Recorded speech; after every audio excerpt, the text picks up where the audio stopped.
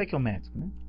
É utilizado atualmente em várias atividades, como por exemplo na indústria para determinar quanto de matéria-prima deve ser utilizada para obter determinado produto. Para a gente realizar um cálculo estequiométrico, gente, com sucesso, nós devemos, primeiro, equacionar, ou seja, balancear uma reação química. Segundo, determinar a proporção em mol, coeficientes dos reagentes e dos produtos. Terceiro, adaptar a proporção para massa, volume ou quantidade de matéria, de acordo com as necessidades do cálculo. E quarto, efetuar a regra de 3 com os dados fornecidos e obtidos. Primeiro exemplo de cálculo estequiométrico eu tenho o seguinte: dada a equação H2 mais 1 meio de O2 formando H2O, qual a massa de água que podemos obter a partir da reação de 200 gramas de gás oxigênio com quantidade suficiente de gás hidrogênio? Bom, então eu estou querendo descobrir qual é a massa de água, então H2O é meu problema, e a partir do O2. Então vou relacionar O2 com H2O. Primeiro, óbvio, tem que balancear a equação que já veio balanceada. Então eu tenho meio mol de O2, 1 de H2O. Então eu pego esse meio mol, multiplico por 32 gramas, que é a massa do O2, 2 vezes 16, 32.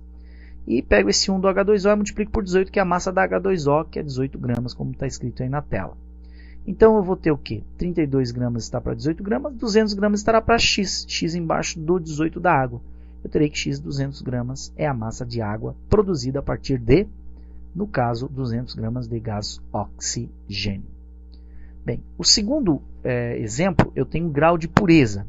Então, assim, na queima de 10 kg de carvão de 80% de pureza, a quantidade de moléculas de gás carbônico produzido é, primeira reação, carbono mais O2 formando CO2. Essa equação, gente, já encontra-se balanceada. Eu tenho que prever que esse 10 kg de carvão é 100% da amostra. Sempre a massa dada é para 100% da amostra.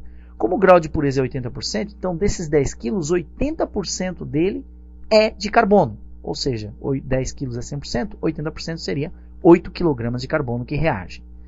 Relacionando carbono com CO2, eu vou ter a proporção de um coeficiente 1 para o carbono, coeficiente 1 para o CO2. Então 1 vezes 12, que é a massa do carbono, está para 1 vezes 44, que é a massa molar do oxigênio.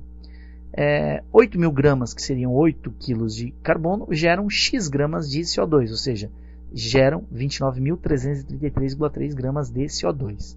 Como em 1 mol de CO2 eu tenho 44 gramas, nesses 44 gramas eu tenho 6,02 × 10 a 23 moléculas, em 29.333,3 gramas eu terei Y moléculas. Esse Y vai ser 4,01 vezes 10 na 26 moléculas.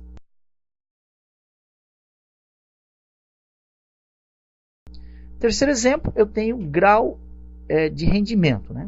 Então eu digo assim, que a cal virgem é produzida através da calcinação do calcário.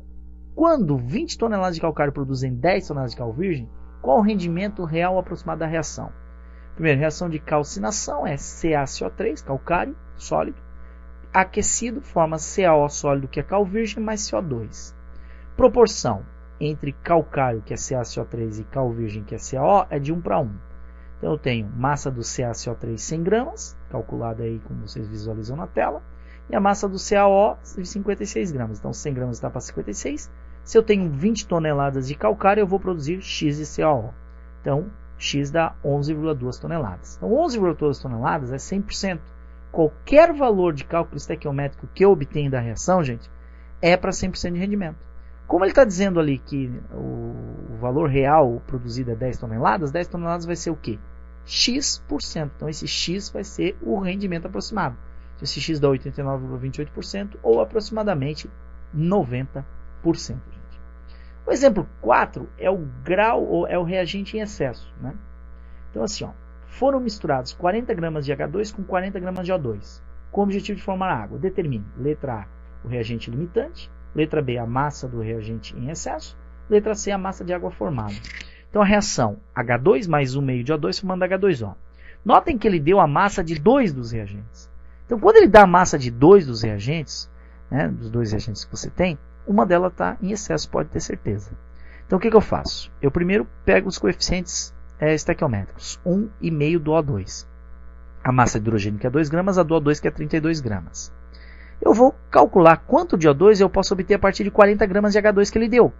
E o valor encontrado, gente, é de 340 gramas. Poxa, mas espera aí, 340 gramas? né? É um valor maior do que o fornecido pelo exercício, que era de 40 gramas de O2. Portanto, o H2 está em excesso. E o limite é o O2. Então, o reagente limite, letra A, respondido. É o O2. Tá? Bem, agora olha só, gente. Agora eu quero descobrir qual é a massa de um reagente em excesso. Bem, a massa do excesso, eu faço cálculo como? Primeiro, como eu sei que o limite é o O2, que é 40 gramas, eu vou determinar, a partir de 40 gramas, quanto que eu posso encontrar de H2. Proporção é 32 gramas vezes 1,5 para O2 e 2 gramas vezes 1 para o H2. 40 gramas vai dar X igual a 5. Então, na verdade, para reagir com esses 40 gramas de O2, eu preciso apenas de 5 gramas de H2. Como o problema deu 40 gramas de H2, menos esses 5 que são, ou melhor, que é a massa necessária, eu vou ter um excesso de 35 gramas de O2. A letra C, eu quero calcular a massa de água formada. Bom, eu tenho que usar, para o cálculo do que eu quero, ou seja, da massa de água, eu tenho que usar o reagente limitante sempre, que é o O2. Então, eu estabeleço a proporção entre O2 e água, que é 1,5 para 1, né? Eu vou multiplicar esse 1,5 por 32, que é a massa do O2, e eu vou multiplicar esse 1 pelo 18, que é a massa da H2O. Vai ter 32 vezes 1,5, que dá 16, dá para 18 gramas. 40 gramas de O2 vai dar para X. X vai ser igual a 45 gramas de água. Então, 45 gramas de água é a massa de água que eu vou, no caso, obter aí pelo meu reagente limitante. Ok?